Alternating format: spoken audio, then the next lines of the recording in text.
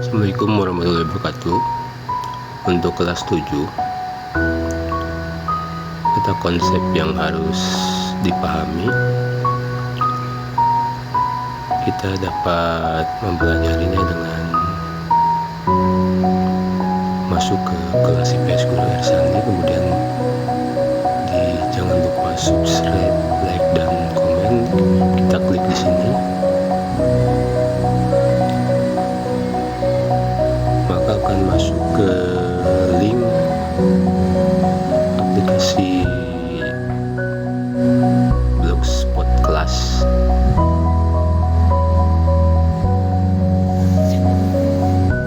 Bagus sinyalnya. Nah, kita masuk ke kelas, aplikasi kelas Guru Ersani. Klik di sini.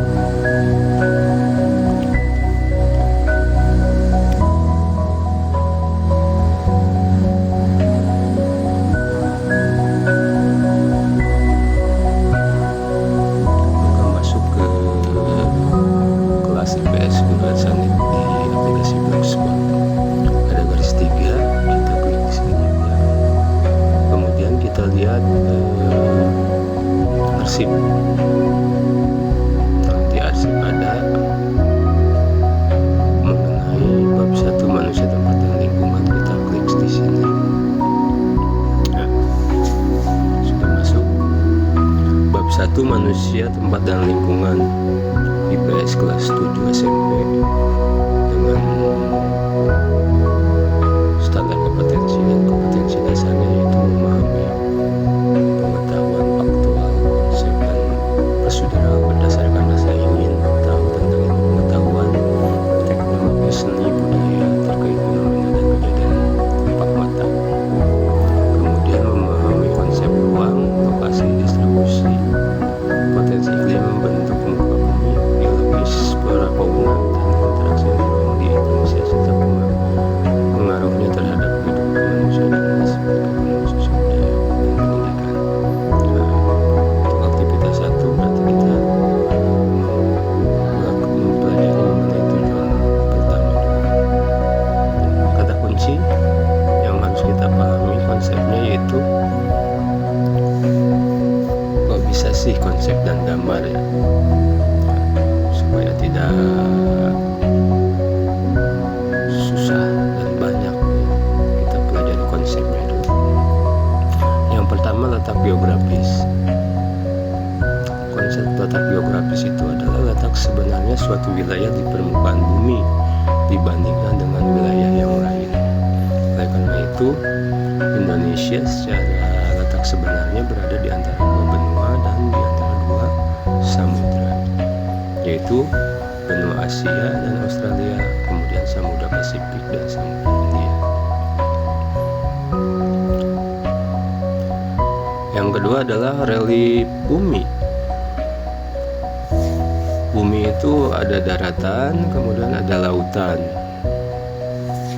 Nah, relief itu adalah tinggi rendahnya permukaan bumi, sehingga dengan kontur yang berbeda ini akan membentuk relief, ya. Apabila tidak terisi air maka menjadi daratan, apabila terisi air maka terjadi laut. Tetapi secara tinggi rendahnya akan membentuk sebuah relief. Nah, relief daratan ini dari mulai gunung, lembah, dataran tinggi, perbukitan, danau, dataran rendah, kemudian ada tanah depresiasi, ada pantai, kemudian ada pesisir. Itu yang harus kita pahami, apa yang dimaksud dengan relief-relief tersebut. Kemudian lautan juga sama. Di dalam lautnya, di dasar lautnya ada tinggi rendahnya. Ada yang disebut sebagai dangkalan, lereng, kemudian palung, ambang laut, gunung laut,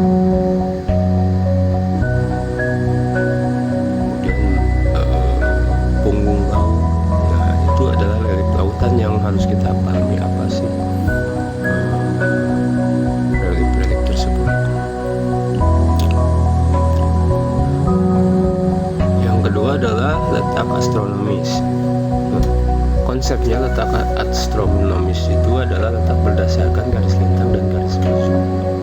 Untuk Indonesia, letak astronomisnya berada di 6 derajat lintang utara, 11 derajat lintang selatan, 95 bujur timur sampai dengan 141 bujur timur. Itu merupakan letak astronomis, yaitu letak berdasarkan garis lintang dan garis bujur. Yang ketiga, konsep mengenai letak geologis.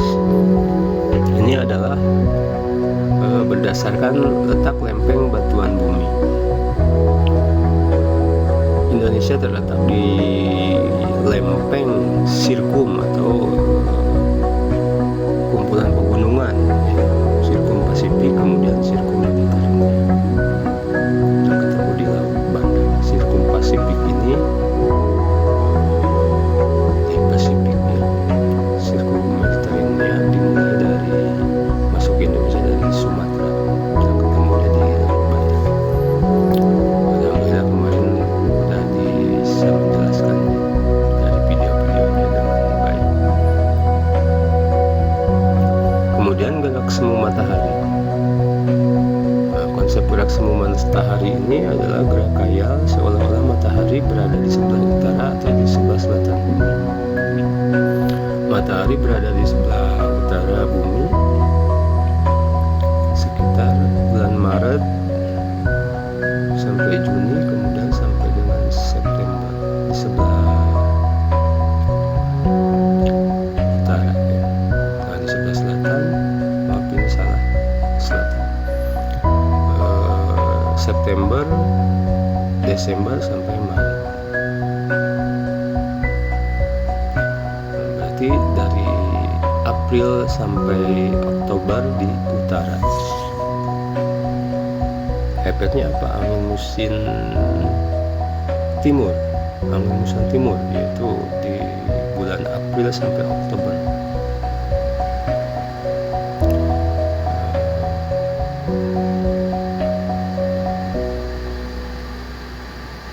Prosesnya bagaimana?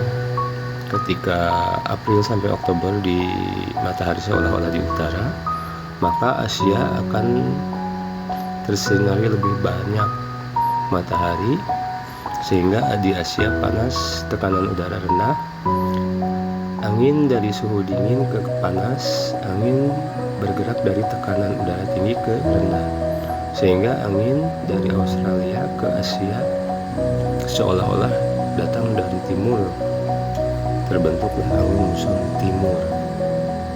Jadi angin muson timur ini karena melewati samudra yang sangat luas, hujannya turun di lautan sehingga mengakibatkan ketika angin muson timur, maka di Indonesia akan terjadi kemarau.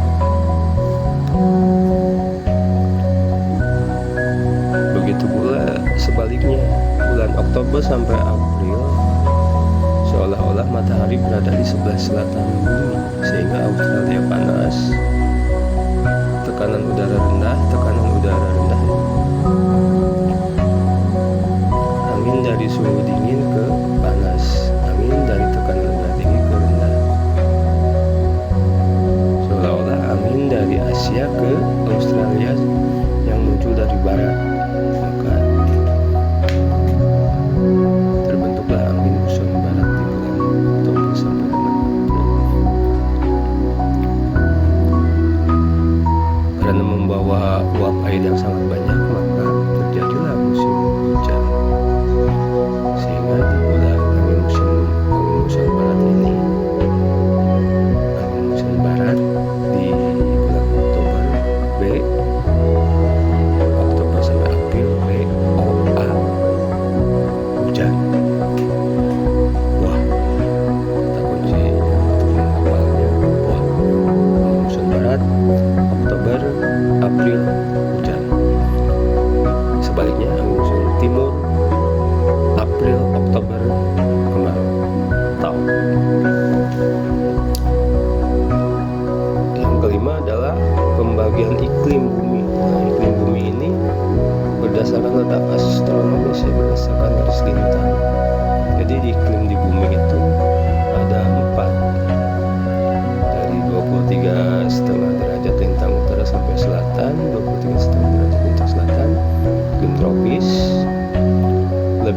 atas lagi 23,5 derajat lintang utara sampai 40 derajat lintang utara iklim sedang, subtropis maaf. Kemudian dari 40 derajat lintang utara sampai 60,5 derajat lintang utara iklim sedang, dan 60 derajat 60,5 derajat lintang utara sampai 90 derajat lintang utara iklim dingin. Begitu pula ke selatan. Jadi iklim di dunia itu ada 4, yaitu iklim tropis, subtropis, sedang, dingin. Sehingga ketika kita mempelajari wilayah-wilayah secara geografis maupun astronomis akan mudah ya, berada di lintang berapa iklimnya sudah kita ketahui, sehingga kita hanya mempelajari bagaimana karakter dari iklim tropis, subtropis, sedang, dan dingin. Dengan memahami konsep ini, maka kita akan bisa menjelaskan sebuah negara yang berada di letak astronomis tertentu kaitannya dengan iklim. Kemudian kesananya akan bisa menjelaskan bagaimana sosial, budaya, ekonomi, politik, pertahanan dan keamanan, kemudian flora dan faunanya. Nah, ini konsep yang harus dipahami tentang pembagian iklim bumi. Salah satunya yaitu iklim tropis, ciri-cirinya. Maka yang berada di lintang itu akan memiliki ciri seperti ini secara spesifik.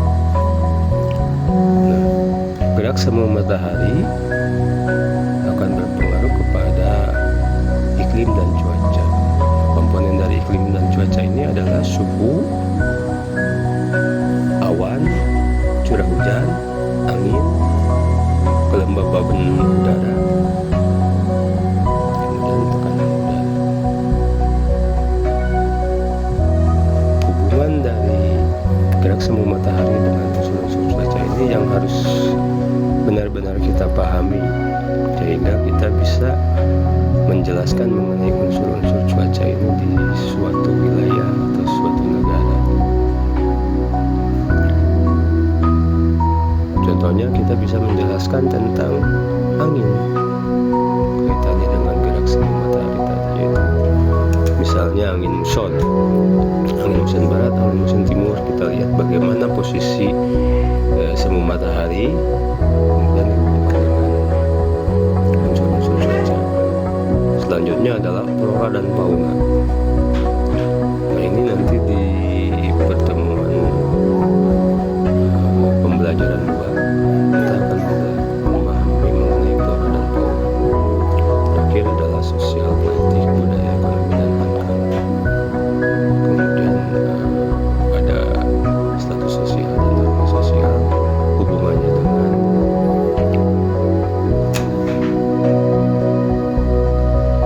interaksi sosial manusia. Demikian konsep mengenai manusia, tempat, dan lingkungan untuk pembelajaran 1. Sampai di sini dulu pembelajaran yang bisa disampaikan. Assalamualaikum warahmatullahi wabarakatuh.